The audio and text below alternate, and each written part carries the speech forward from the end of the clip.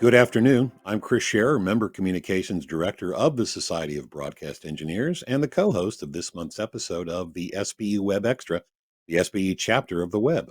This is a monthly SBE meeting, usually held on the third Monday of the month. The SBE is the Association for Broadcast and Multimedia Technology Professionals, with about 5,000 members, mostly in the U.S., but also around the world. The SBE WEBxtra is sponsored by Catrine. Catrine, unique experience, individual solutions, reliable performance. The host of today's SBE WEBxtra is SBE member Kirk Harnack. Kirk recently completed his third consecutive term on the SBE Board of Directors and his fourth term overall. Good afternoon, Kirk. Good afternoon, Chris. Hey, term limits for Board of Director members. That's a good idea. There you go. I'll run again sometime when people forget about, all the bad things that happened in the last three terms. Hey, it's good to see you, Chris. And we have got a pretty exciting WEBxtra for you today. I'm very excited to learn what our guests know, and the sign behind me here is a bit of a clue to that. We'll go ahead and introduce them briefly right now and then look forward to what they have to say after the member update. First of all, Kevin Trueblood is here with WGCU. Kevin, welcome in. Good to see you. Yeah, thanks, Kirk. Good to be here. Although, as the line goes, I wish it was under better circumstances, but hopefully we can share some stories and lessons learned. Yeah, well, lessons learned is exactly right. We like to learn from things that happen, whether they're mistakes. We like to learn what we did that worked well and what we did that didn't work well or didn't matter and what we should have done. And that leads me right. What we should have done leads me right into Aaron Schultz. Hey, Aaron, you're here from the Joy FM. Good to see you. Good to see you. Thank you for having me. But you'll also be on the air with things that went well and things that didn't go so well during Hurricane Ian with your many radio stations and studio in Southwest Florida. Yes, sir. Yeah, we've got plenty down here. All right. I'm looking forward to learning a lot about emergency preparedness and, again, what went right and what went really wrong in such a huge, huge natural disaster of a Category 4 hurricane. But first, ladies and gentlemen, Chris Scherer is here with our SBE member update. Chris? That's right, and this is your SBE member update for October 17th, 2022. The next live webinars by SBE this month is October 20th.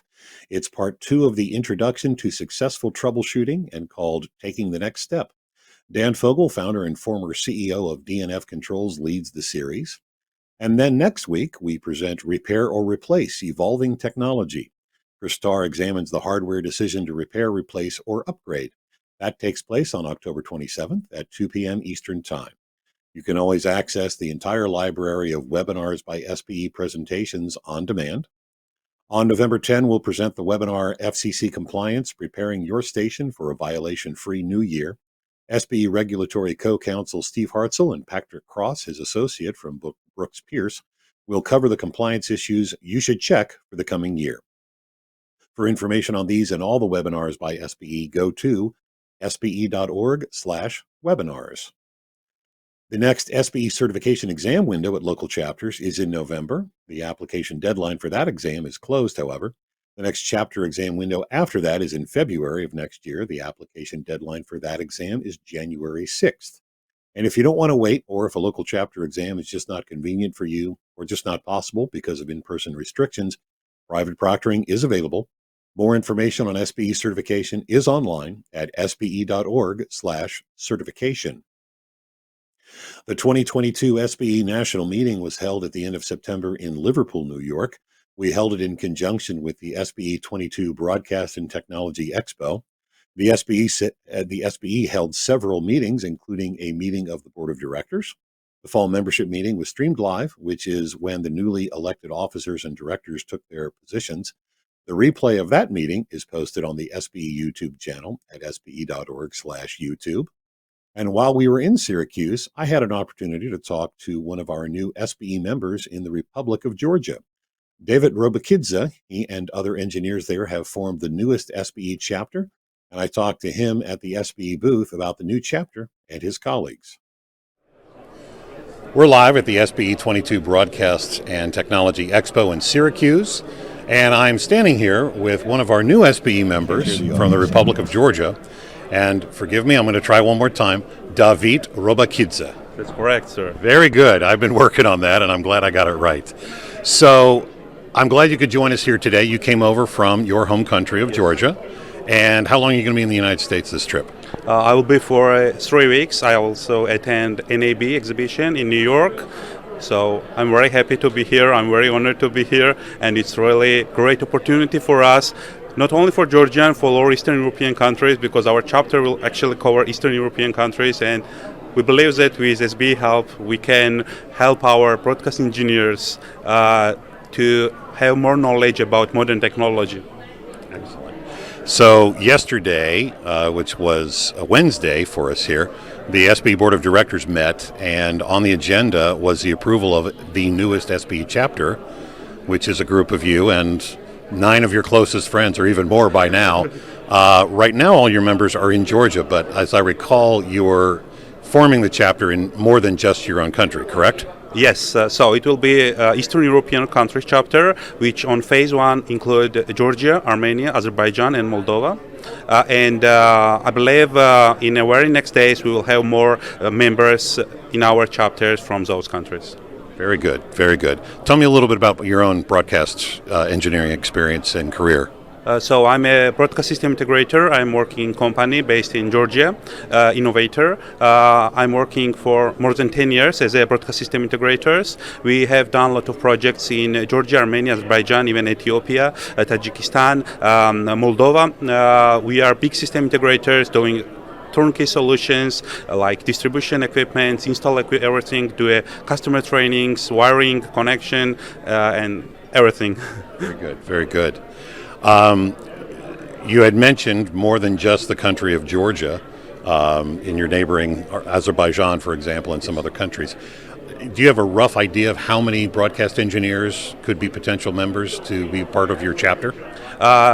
So far I think we can achieve at least maybe 25-30 members by end of this year, and then we would like to have much higher numbers on next year's.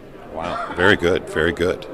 Do a lot of the members in your area stay in their own countries or in the region, or do they travel much as well, do you know?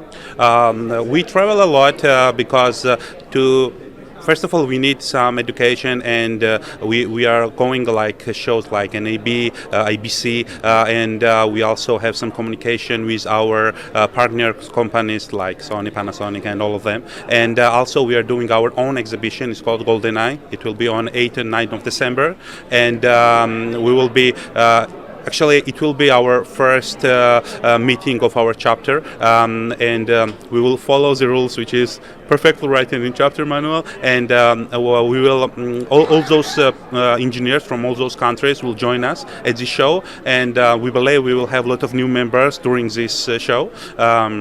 And we have to travel a lot, but this opportunity that we become a local chapter is very important, because, for example, for Georgian people to visit US, we need a visa, and it's a little bit complicated for a lot of people. And for us to offer all SBE benefits locally in Georgia, it's a super huge opportunity, because they can find all their documentation, what they need, and also we have a plan to do some translation work so they can find it in their local languages, and I believe this will really helps them. Absolutely, absolutely. So your group has its own name to sort of, is it incorporated, if I recall, yes, as well? It's called Incorporation of Eastern European Broadcast Engineers. IEEBE, correct? Did I get that right? Okay. Had to do the math in my head. Is there anything else you want to tell me about the organization, the group, or its members? So for us, it's pretty new group, and we are very excited. We believe with SBE help, we really can help our members, and it's a first step for us, but it's a huge step, and we believe it's a right step in the right direction. Very good. I also have to compliment you on your English. I know Georgian is your native language, and I've just recently learned that Georgian not only has its own language, it has its own unique alphabet, which I wasn't aware of. So I'm always impressed when someone has a wonderful command of a foreign language. I only wish my foreign language was as good as yours, so I compliment you on that, my friend. And I thank you very much for taking a few minutes with us today at the SBE 22 Broadcast and Technology Expo here in Syracuse. This is my buddy now, David, and I'm Chris Scherer. Thanks again to David for taking the time at the SBE National meeting. And it just goes to show that we may have borders separating us, but we all have a lot in common in the end. So that's your SBE member update for October 17th, 2022. Chris, I am looking forward to our show here today and to hear from our guests. And thank you for that member update. It's great to hear from David from Georgia. And I'm looking forward to their participation with SBE. Thank you for finding him and getting that interview done too. All right. You know, I'm not making light of getting prepared for bad weather, but this is the modern equivalent of churning butter. It feels like it. It takes a lot of cranking to charge up the little batteries in this little radio. But you know, this we were talking about before the show about it's a little bit hard to find decent radios on there in the market. We used to be able to walk into a Radio Shack store and, you know, get yourself any flavor radio you wanted. Any color you liked, as well as radios had lots of features. This particular one has shortwave, AM, FM, and weather band as well, and a light. And it also has this USB-A charging port, and you can charge it up with a USB micro USB port right there. But I just bring this out to say that radios are getting a little harder to find on the market. In fact, earlier today, I was talking to my mom. And she said that her under the cabinet GE Spacemaker radio was on the fritz. She couldn't read the digits anymore on the readout for the FM frequency, and she was having trouble tuning it. Wanted me to stop by her house and tune it for her. I will, but I got on a retail website to find a replacement for it. Nothing that looks US branded. There are a few foreign branded ones, and all of them have Bluetooth. Mom doesn't need that. She just needs FM. So anyway, yeah, we'll see where things go with that. And this may be your communication link to the rest of the world. Let's bring in our guests, Kevin and Aaron, and they're both here. Kevin, well, both of you, welcome. You both went through Hurricane Ian. You both, I'm sure, made preparations, and you both had to deal with aftermath, during and when it was over. So, Kevin, let's start with you. You're a little bit versed at this, and so you've been on a show or two about this very topic. I'd like to understand, what was going through your mind, and we'll ask Aaron too. But what was going through your mind, Kevin, when this tropical storm was starting to be predicted to perhaps hit your area? What, how's the adrenaline flowing? What do you start doing at that point? Well, the interesting thing about Ian was the forecast models kept changing. And much like everybody watching around the country, we thought, it's going to miss us. It's going to hit Tampa. And matter of fact, on the Sunday before the storm, we all thought, we're out of the cone. This isn't going to it's probably not going to be a big deal. Nothing to sweat. But leading up to any of these kind of storms that look like it is going to get by us, that's kind of when, at least on the operations side, we start getting our plans in place, and we go make sure our generators are topped off with fuel, that they operate and secure our sites. If there's anything that's laying around, we pick them up and just make sure everything's ready to go as we lead up to the storm. And we did that. Matter of fact, the week before, when the forecast looked like it was going to hit us square on the nose, before it didn't and then did again, we went through and did all those preparations. So we were in good shape leading up to the storm. It was just, when you're in Florida, you have to take these things pretty seriously, because sooner or later, it's not a question of if you're going to get hit by one, but a question of when. That's true. And I know you think about preparedness even when there's not an immediate threat, but when the threat becomes immediate, and I'll point this at Aaron. When the threat becomes immediate, I mean, surely your mind starts racing with, I really I meant to tie this up. I meant to do this. I meant to do this. Oh, there's something that's been on the checklist for a while. Aaron, what starts happening in your mind when the Hurricane Prediction Center starts saying, looks like it may hit Sarasota? So when it looked like it was coming to Sarasota, our main concern actually shifted to our studios in Sarasota. The building we're in currently is definitely not built for a hurricane. So our minds actually shifted at that point to, how do we stay on the air? How do we broadcast during or after the storm? Luckily, we have some studios up in Atlanta that we can take over everything up there. So part of our preparedness was, how do we make that backup happen pretty much seamlessly, and how soon can we make that happen to the transition if we needed to go to our Atlanta studios.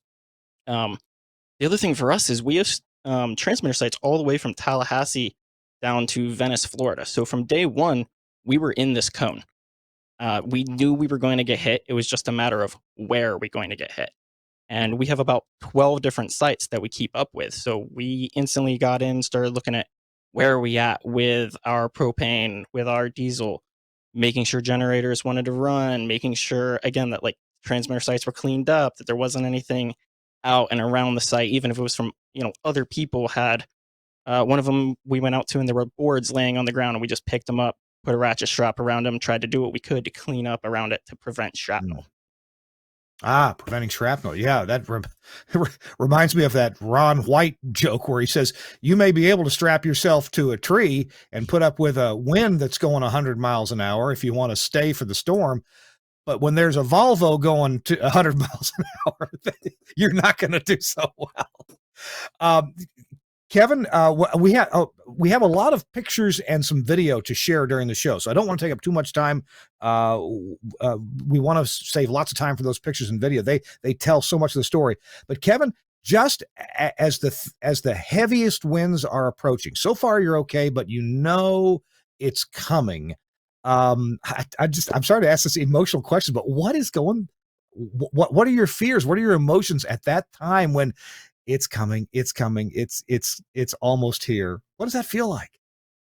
I mean, it gets to a point where it's out of your hands. There's nothing more you can do. You kind of get to a point when the storm starts getting bad enough that you can't go anywhere, and whatever happens is going to happen. And so, as I was sitting in our master control, our television master control, and we had our remote control pulled up, and I saw both of our sites go on to generator power. I've lost my microwave path in the middle of the storm because the dish got realigned, and I just kind of saw all these statuses change. And, as the afternoon goes, you just have to just ride it out. There's nothing you can do at that point. And you'll get to assess the situation once the storm's passed. But once you're in it, there's nothing really to do except ride it out and just stay focused on what you can do at the moment and just, getting through it. It's, and the problem that we had where I was physically located. So WGCU is on the Florida Gulf Coast University campus. And luckily our studios are far enough inland that we didn't have to worry about flooding or the storm surge. But the eye wall sat on top of us for hours. And so we were experiencing 100-mile-an-hour winds for, literally 4 or 5 hours. So that was the most terrifying part, because it's just, I'm watching my satellite dish outside my office, rock back and forth. And it's like, well, this is what it is. We just got to get through this. You brought up a topic that I've often wondered about, and that is what 100-mile-an-hour wind doesn't break in the first few minutes. Are there things that break hours later because they're just tired of putting up with it? Or if it's going to break, it's going to break in the first few minutes of 100-mile-an-hour wind? Kevin, what did you notice? Oh, both, for sure. Oh. It's the continued stress of just, getting hit by storms, because it's not a continuous 100-mile-an-hour wind. You get gusts that will hit those things. So as they weaken, here comes a big gust and boof, off it goes. And that's how we lost an awning at our transmitter site. We had a big awning that covered all of our air condensers, and, it sat in those winds for a few hours, and then it took one big gust and whew, off it went. And you're going to see a video of that happening a little bit later on. But yeah, eventually stuff just wears out and gives up. Well, both Kevin and Aaron have provided pictures. So we're going to jump right into them. Kevin, I think we're going to look at some of your pictures first. Okay. Tell us what's going on here. Aaron, you were talking about moving your facilities. So we actually are a continuity of operations plan for the Scripps station in our market. That they own the Fox affiliate in our market. And as part of their continuity plan, their studios were located in an area that's subject to flooding and was in the direct path of the storm. So when their building is not capable of withstanding a hurricane, so they made the decision the Tuesday night before the storm hit to move over to our TV studio for the duration of the storm. So Fox 4 was in our building. the entire time doing wall-to-wall newscast, and they had their anchors all here. They had all their producers.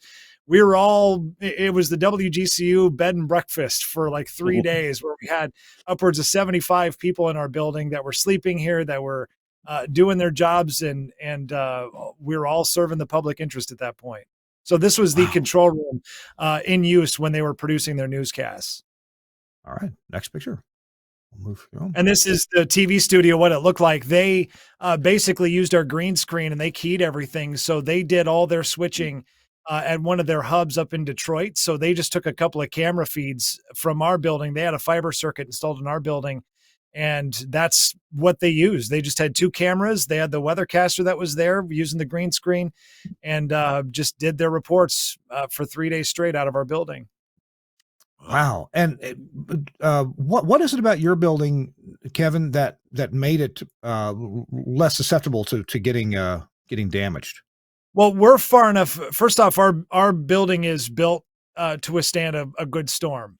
So that's number one. Number two, we're far enough inland that the storm surge isn't a concern. So if you're worried about flooding, we're far enough away from the coast that it's not really a problem for us. But lastly, the big reason why is because we have a TV studio that when it comes to storm coverage, we focus all of our efforts on our radio newsroom, and we are nonstop wall to wall on our radio side.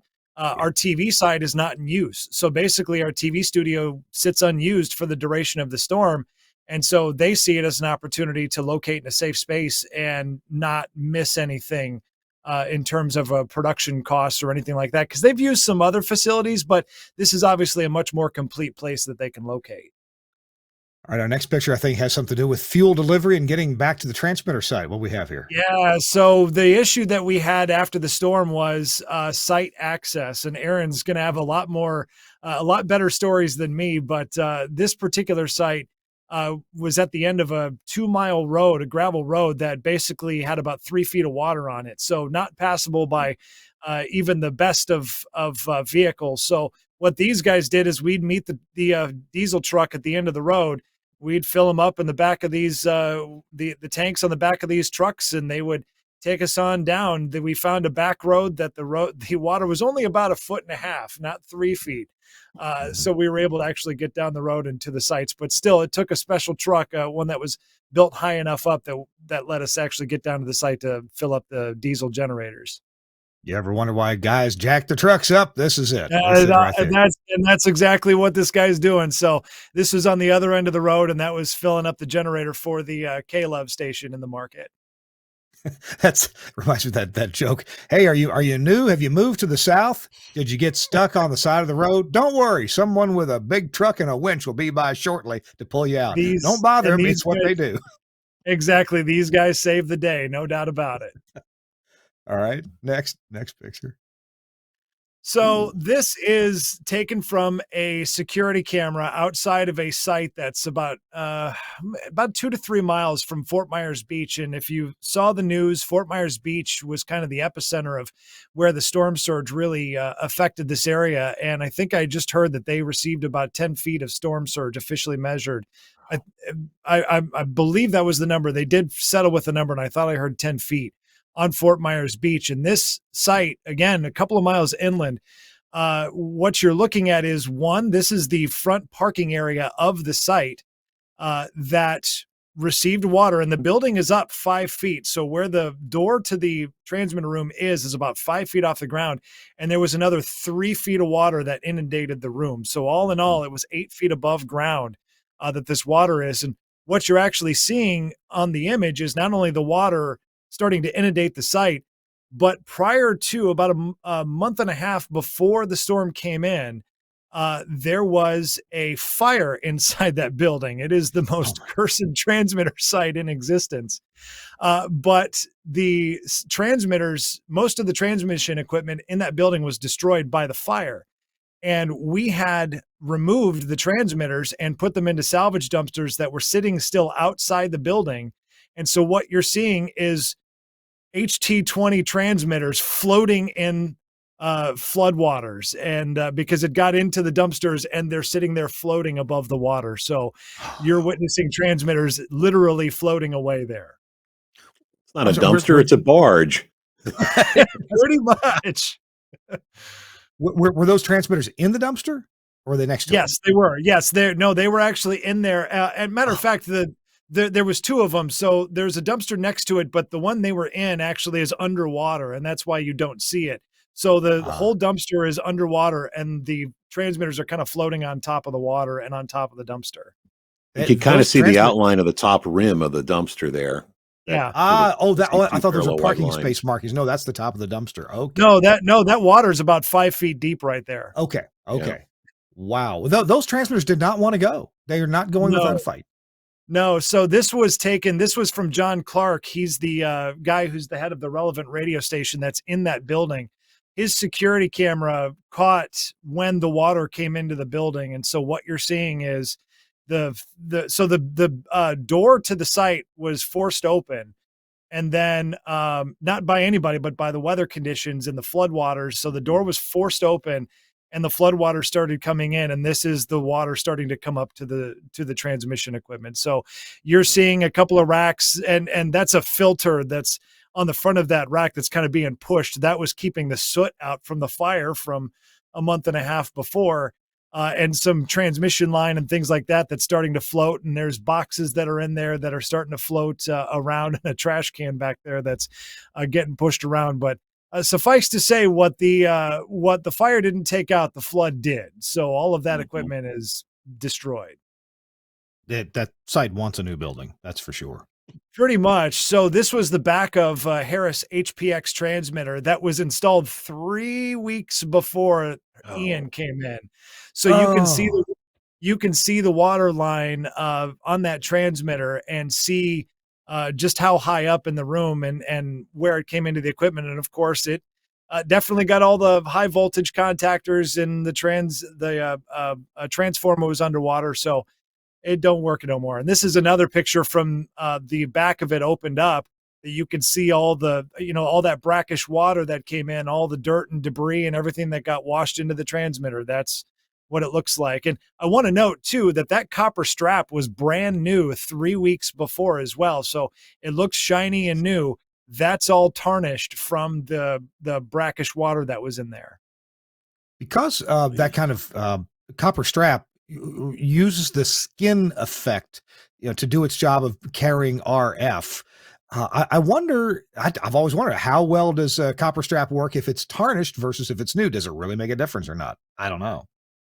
I think for actually the outside of it works. As long as the interconductors are okay, it should be fine. But if you're trying to make any connections with it, obviously you need to clean it off. Yeah, you got to clean it off. Sure. Absolutely. Wow. Okay. So this was the former main transmitter, and this is just kind of showing what a fire and a flood would do to a transmitter. But these were two BE30Ts on site that went through the fire. The fire was actually right behind that transmitter. You can see on the upper left, that's where the fire was in that building. And so the transmitters were destroyed by that. And then you could see the water line about a third of the way up on the transmitter. That's where the water came up to, and that's in the far back corner of the building. So it got all the way in and filled the entire room up with about 3 feet of water. You wouldn't expect electronics to keep working, but I got to ask you, is there anything in that building that miraculously kept working that maybe the manufacturer could then tout in their advertising? Well, fire and flood and still works. So things that were above the water line, it seemed to be okay. I have an exciter that works okay. There was, in one of the previous pictures in that rack where the filter is, there was a Nautel VS 2.5 that's behind that, behind that filter material. That was above that one. There's a VS 2.5 in there that survived. It was above the water. It survived. It does power up. It's actually on the air right now. And matter of fact, the air conditioning units in that building failed. So over the weekend, there was 120-degree room temperatures. So it's been through a flood, and it's been through hot temperatures. The thing's still on the air. So take that endorsement for what you will. Coming next, a freak ice storm with ice busting through the roof. Oh my gosh. All right. So this is the property there. I just heard there haven't been any official reports, but estimates put how many vessels were washed inland into the thousands. And this is a couple of miles inland around the property of the transmitter site. There's just boats everywhere. And this is a jet ski that's been relocated in great. It looks like it's in actually great condition. And That's it's sitting still out on the trailer. Yeah, exactly. So it's ready to go. We thought about Yeah, it's taking move-in ready. exactly, taking it down the road. So that's one of the ones that's on the property of the transmitter site. Welcome to our transmitter site, Fire Training Center and Marina. This is right at the end of the drive. You can see the guy wires behind it. So on the drive into the transmitter site, this barge is parked right there, just like it belongs. There's no water it's sitting in. That's on dry land. Correct. Right? And again, all of this was under 8 feet of water. So it was carried from the Gulf and from the bay all the way to be parked about 2 miles inland, like it was intended to be there. How many What kind of parking barge is tickets it? is that going to Oh. take till he moves it, you think? Moves it. What kind of barge is it? What service is it intended for? So I'm not a vessel expert, but somebody I think told me it was one of those ones that can drive pilings, but I'm not entirely sure. I'm not a vessel expert. Well, that might come in handy for the tower site. You never know. Yeah. And maybe it can get itself out of there too. Who knows? Yeah. Wow. So this is one of my sites that's out by LaBelle, Florida. So even further inland, but they still experienced 100-mile winds and gusts that were higher than that. If you look at the very, very top of the tower, you'll notice there's 3 brackets that are facing me. So I'm on the ground looking up at the tower, and there's 3 brackets at the very top that it was a directional antenna, and those were the parasitic elements of that antenna. The bays are not there. And if you look closely at the cell array, the cell panel below the antenna on the right side there, you'll notice 2 of those bays that are tangled up in there. So they were blown off the tower and tangled up in the cell array below it. And the cell antenna say, "Whoa, I got you, buddy. No problem." And I didn't notice that at first when I came up because they told me they were off the air, and I didn't notice that right away when I drove into the site, and I walked in the building and heard the dehydrator going ka-chunk, ka-chunk, ka-chunk, ka-chunk, trying to run and put the actually tried to put the transmitter on. Transmitter up to about 200 watts, went nope, and shut back down. And then I looked up and went, oh yeah, I probably should not have done that. All right. I think I found the problem. Yeah.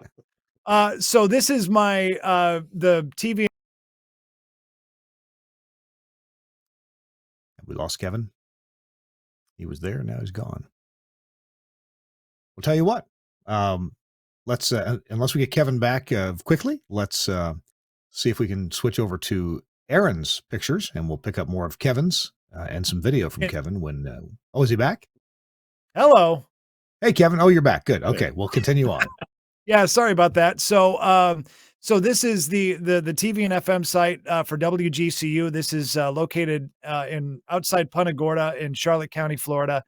And I don't know, it was about 4:00 in the afternoon. So middle of the storm, I get a burglar alarm. We have ADT that monitors the site, and I got a burglar alarm. It was a door alarm, and I logged into our security cameras on site, and sure enough, the storm had blown the door open, and it sat there open through the whole storm because we can't go out there.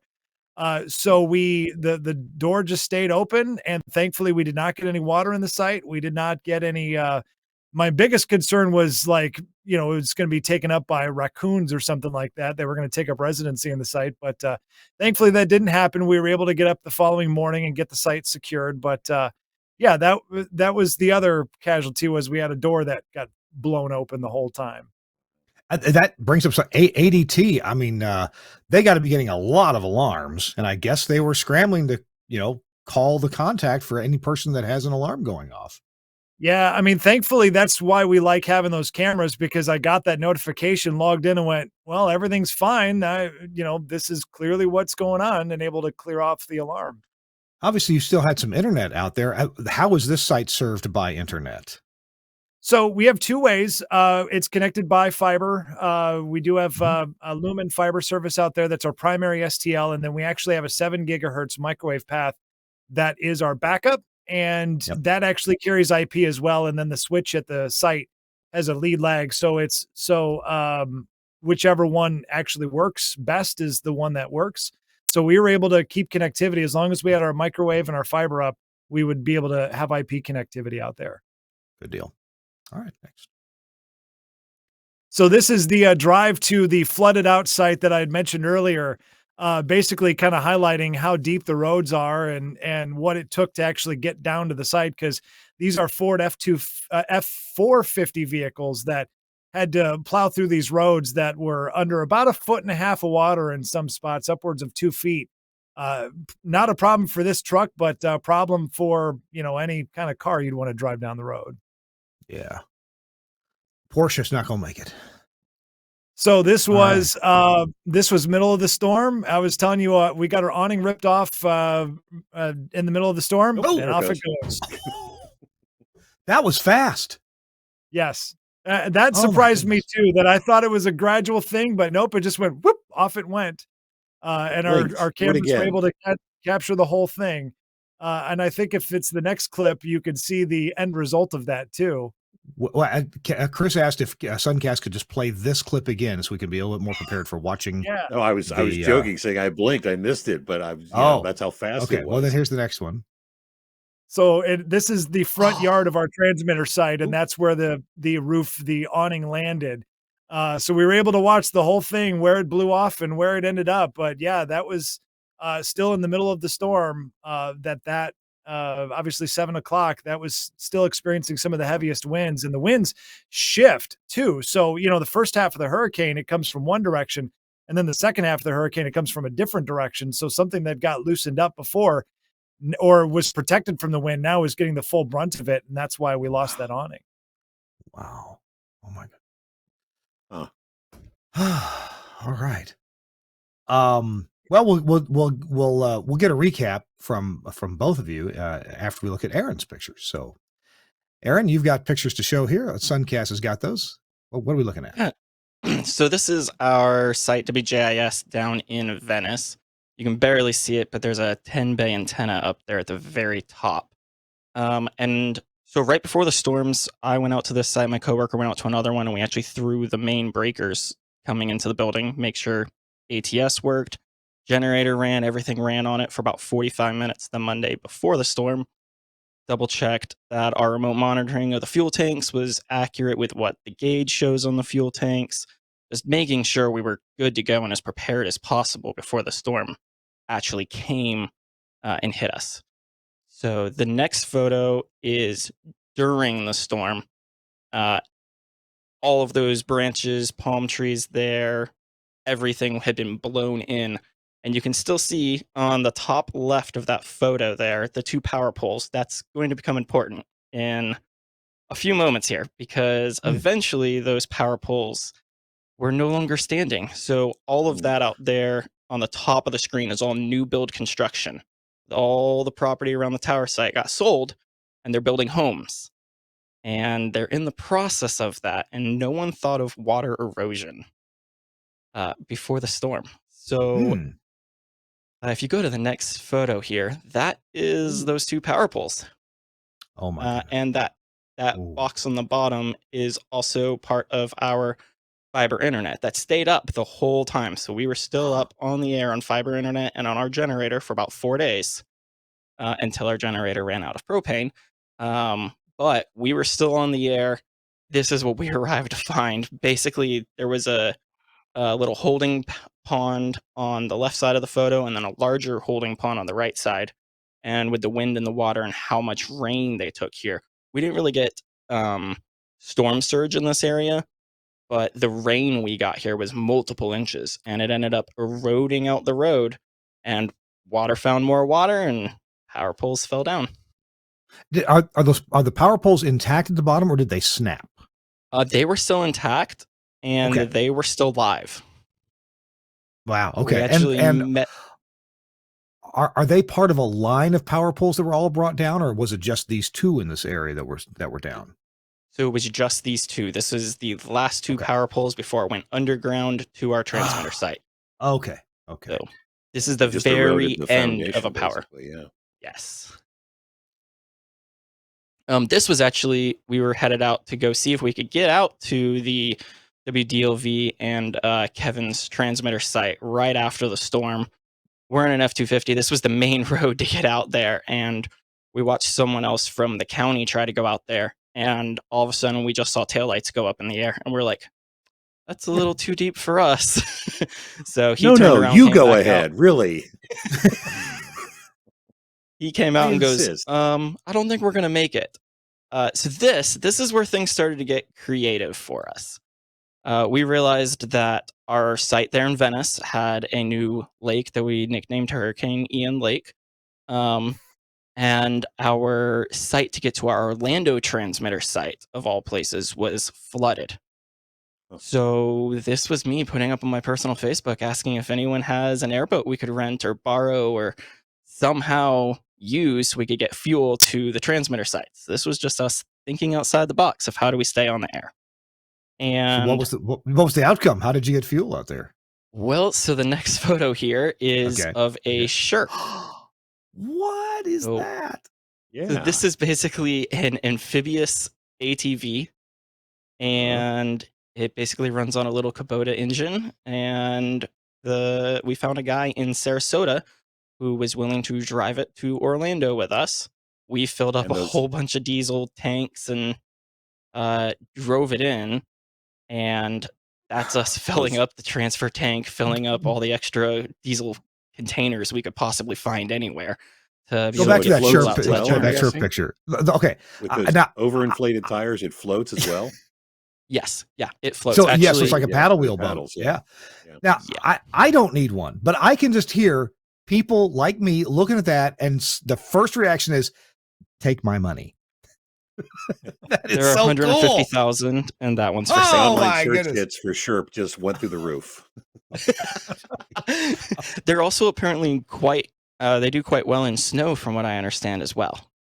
Okay. So they do just about as well as tracked vehicles. Actually, is there any way we can play the video I had here next? Because that would show this actually swimming. So it drives and then...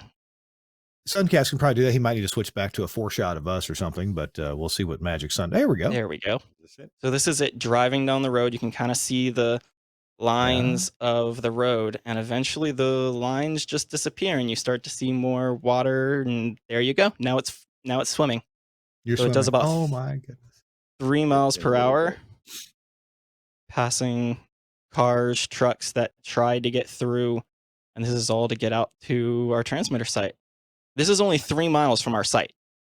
So you could basically get there and see the turn to get to the site, but you couldn't physically get to the site without some type of amphibious vehicle.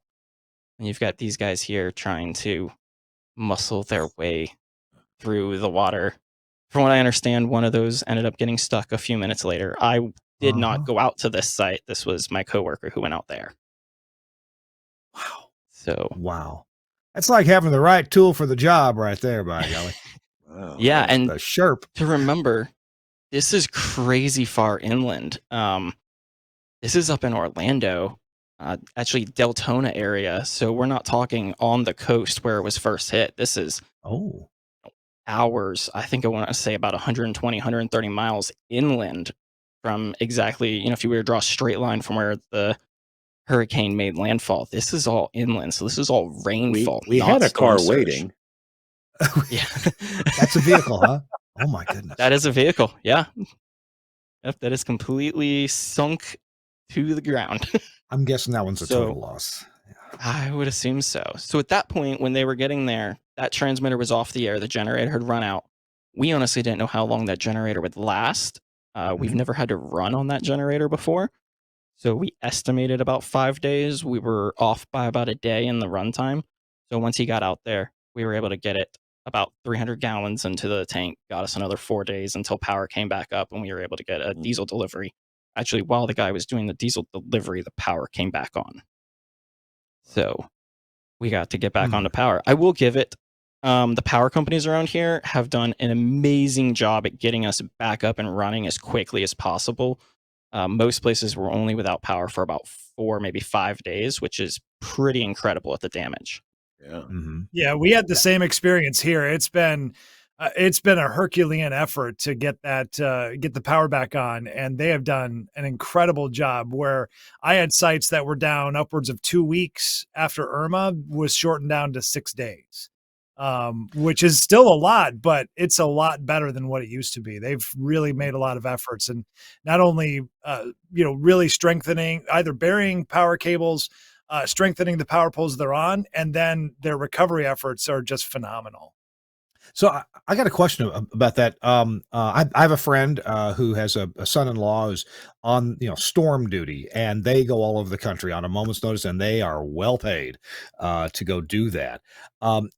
Were these power problems fixed surprisingly quickly because of just the sheer number of linemen and trucks thrown at it? Or Kevin, you mentioned that more cables are underground these days, although we saw from the picture from Aaron that that's not a guarantee. It's that things are going to be good, although your fiber stayed up. Kevin, to what things, people or systems, or just better knowledge, better prepare? What do you attribute a shorter time of no electricity might go to?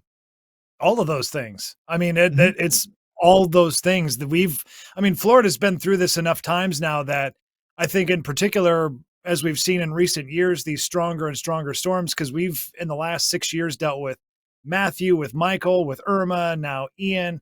I mean, we've been through these things enough times that it's like, we can't mess around, because having a lot of devastation, having no power is obviously not good for the citizenry, and it's not good for the economy either. So they've really made a lot of efforts to strengthen the power grid, to boost their efforts in recovery. So yes, they had linemen ready to go. And I mean, the amount of staging properties I've seen around here where basically the power trucks, they're kind of almost, I don't know, maybe every 10 miles or so that I've seen them set up, that it's basically an empty parking lot that they fill up with trucks that have all their lodging. So it's a place for them to sleep, to shower, to eat, to get recharged, and then head back out. That's where their camp is, and that's where they get everything they need.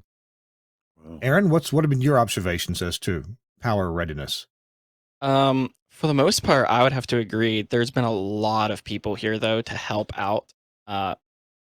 We passed, I want to say, 4 different camps getting down to that tower site of just hundreds and hundreds of linemen ready to go work, them bringing in their own diesel fuel from out of state to be able to fill their trucks and continue to work, as well as I know our local power company here, FPL, by day 3, when you called, if you were some type of broadcaster, emergency communications, etc., they had an extra checkbox on their system that, if you let them know, gave you a higher priority to be able to for power restoration. Now, in our case, I'm not 100% sure if it helped, because they ended up having to, basically build out that area with dirt again so they could place the poles. But I do know a couple of different broadcasters that assisted them with being able to get back on the air quicker. Yeah. Well, we know that broadcasters should be important to emergency recovery efforts, as you guys show. Do we have more pictures or videos, or are we at the end of those? Oh, here we go. Yeah, so this was us. We finally got an airboat. That's our transmitter site there, completely inaccessible. So there's the power poles on the ground. That used to be the road in, with those power poles going underneath the big, the mains power lines there and coming on in. And you can kind of see where the road was there, right next to that guy anchor. And it was just gone. So this is how we ended up getting a portable generator with about 55 gallons of gas over there. We had run out of propane. And unfortunately, propane's hard to refill by yourself. So this was our solution. Went out to Northern Tool, got a fuel tank, got a nice little carrier for it. We already had the generator as a backup system, and we plugged that into our Nautel VS 2.5 and made all the power we could get out of a 2.5 going into our 10 bay antenna. And that's how we lived for about 3 days until the road was rebuilt. We were able to get a propane delivery out there, and then we were able to get the power back up about 2 days later. We saw that water. Okay. Yeah. Yeah. So that's exactly where the old road is there. Oh, wow. Well, we see all that water and erosion. Were any of your guy anchor points in danger of eroding right up to them? I don't know how close it really got to any of the guy anchor points. This site has always had guy anchors kind of in swamps, so it's always had concrete surrounded guy anchors, which is a plus. I do know that we had tree limbs on some of the guy anchors when we first got out there, and actually not long after I was out there one day, the tower owners had a crew sent out to do kind of some inspections on it, look around, and they were going to go take care of the tree limbs on the guys and do inspections as much as humanly possible at that moment. They didn't have an airboat, so it was trying to hike in knee-deep water for most of it, just in swamp and mud and just sinking. So wow. In our remaining time, are there more pictures or videos, or we come to the end yet? Oh, we got more. I have a few more. This is from our transmitter site in Ocala. This was a skirted AM that got stuck in our FM antenna. That's 185 miles north of where the hurricane made landfall. Wow.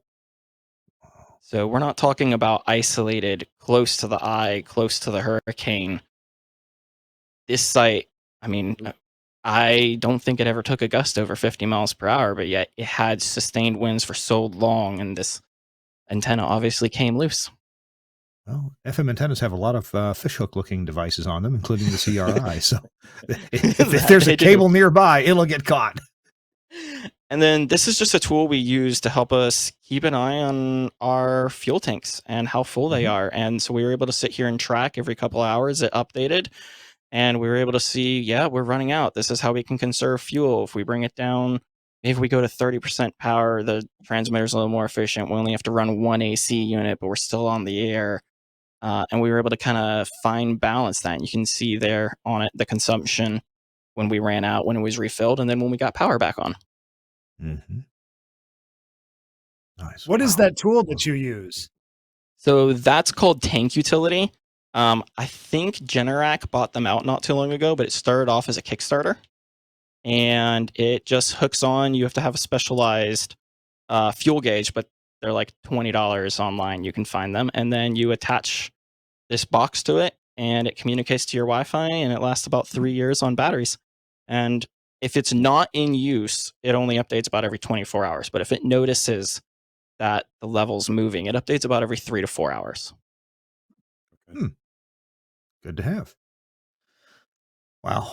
I think, Chris, unless you have something specific to ask, I'd like to spend the next few minutes talking about what will you do for the next Ian? How will you do anything differently than you did go for ahead this? with that. That's the next on my mind too. We've covered everything I had in my head. So, Kevin, you want to take a crack at that first? What would you do differently?